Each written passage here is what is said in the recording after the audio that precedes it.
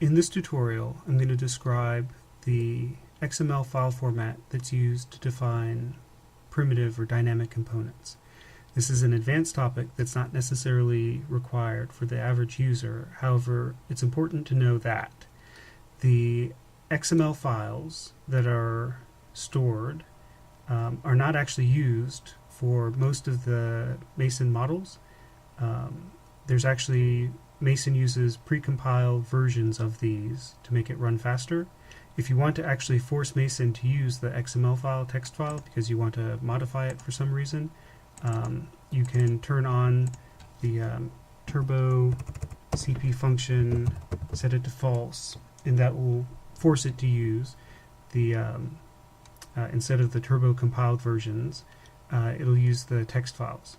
What I would recommend that you do is create your own text files, because the next time you update Mason, it's going to blow away your changes. So it's a bad idea to do that. So I'm going to dive into the location of the file is relative to the Mason models folder. Now you can find that folder, there's a link to it under your start menu where Circuit Mason is installed. So if we go to Mason models and go to a microstrip and find that mline XML.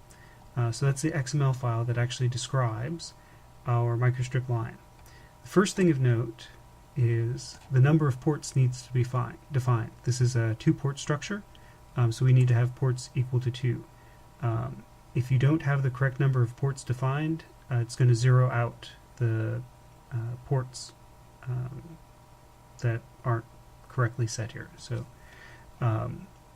the next section I'm going to mention is the history section. This is optional, but I recommend it so that you can find out where this model comes from, see whether or not you trust it, how much you trust it, look up assumptions, refinements. It's nice to have a paper trail. The arguments I generally put next. The arguments are the variables that plug into the model from your run. So the EPSAR, height D, and width.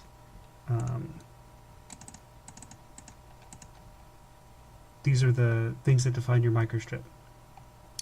I find it to be user-friendly to give some description of what this variable actually is, so that you can see that height C, you can look up and see that's the distance from the strip to the ceiling. And giving the units is kind of nice, the default units. The synthesis parameters are actually not used by Mason at all. Instead, they're used by primcalc. Whatever synthesis parameters you put here, that's what shows up over here. And these are generally electrical properties that you can design for, or just if you want to look up to see what they are. Assumptions are things that you make. So for example, that the width is going to be greater than 0. Or you might want to put in an assumption for the model that the ratio of the width and the dielectric height needs to fall in a certain range, or else it'll throw a warning. It won't actually kill the simulation. It will just let you know that your results may not be accurate. And then we have the calculation blocks, and these are where we turn our variables into new variables that will ultimately lead to S parameters.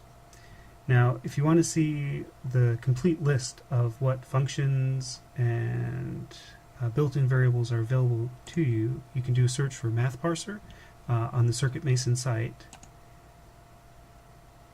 and it'll pull up the built-in variables. All built-in variables have an underscore, and so we have a single underscore, so we have E, pi, j defined. I don't actually put in here yet, but you have a free variable that's frequency, and that's in here.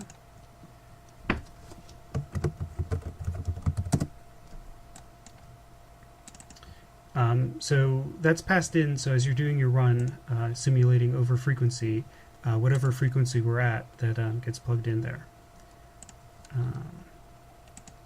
And then at the end you have your S parameters defined. Now here I actually do calculations into ABC matrices, and then I add some loss element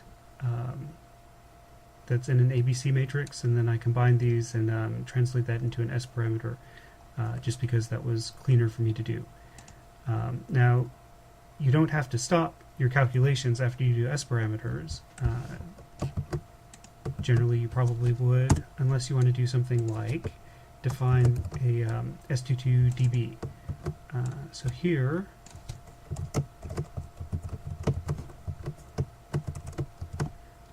I'll define S22 in dB. And the reason you might want to do something like this is if you wanted to plug that into an assumption or a synthesis parameter. And the final section is the PCB section. This is where you can define the actual layout artwork for here the microstrip line, a copper shape where a neighboring copper element is going to attach to this, and the vector that it attaches to. Because if you have, some piece of transmission line and another piece of transmission line, you need to know how to connect them together. So there's a number of examples of how PCB are defined. I'm not going to cover it in this tutorial, but I believe it's explained on the wiki.